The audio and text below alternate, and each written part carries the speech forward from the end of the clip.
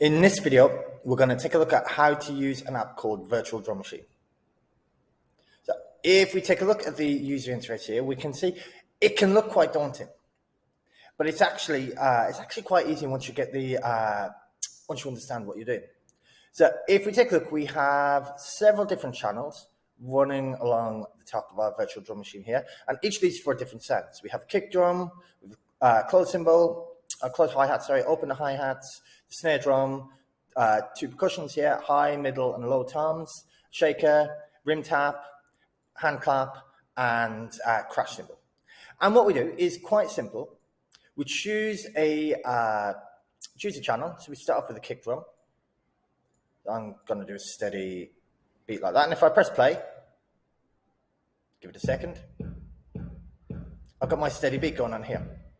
Now here, the tempo, this will affect all of the channels. If I drag this up, then it goes quite fast, very fast. If I drag it down, we can slow it down. So I'm going to pick something that I think is appropriate and then keep it there. And then on each channel as well, we also have these tune and volume options. So if I click on tune and drag up, I can change the tone of the drum. And I can also change the volume.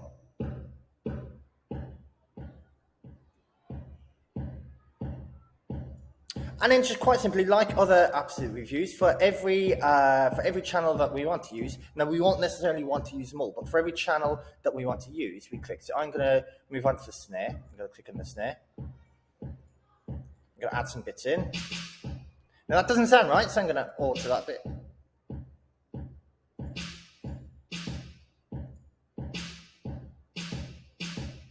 No, I don't quite like that, so I'm going to alter it. As you can see, I can play around with what I'm doing. I actually quite like the sound of that now.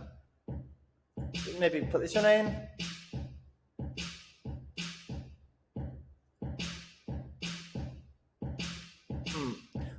I think just those two, that's all we need. Maybe some...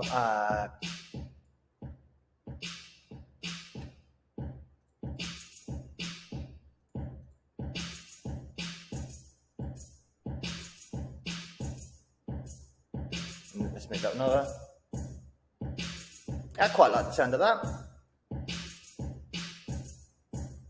So we've got a steady rhythm going here now. Now, if I want to, I can switch over to pattern B, and as you'll see, all this has disappeared, and I can make a new pattern. If I go back to pattern A, it's still going, it's still there. But if I want something that switches between patterns, I can switch between the two like this.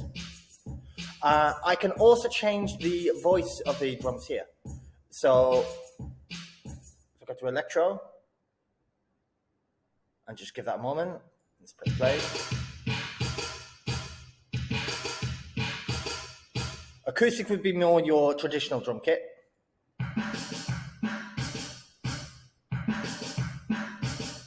And we have house and techno as well, which again offer a slightly different thing.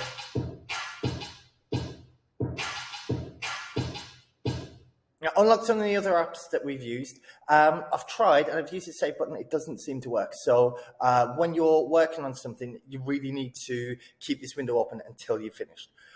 When your work is complete, when you're happy that you've got a drum loop that you want to keep, we're going to export pattern as .wav file.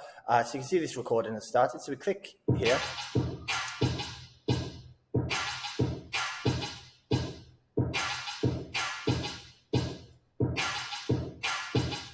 So as you've seen, I've let it play through there 2 or 3 times just to make sure I've got it. We've got this download recording, and then once it's done, it will download as a .wav file, which is recognized by pretty much everything.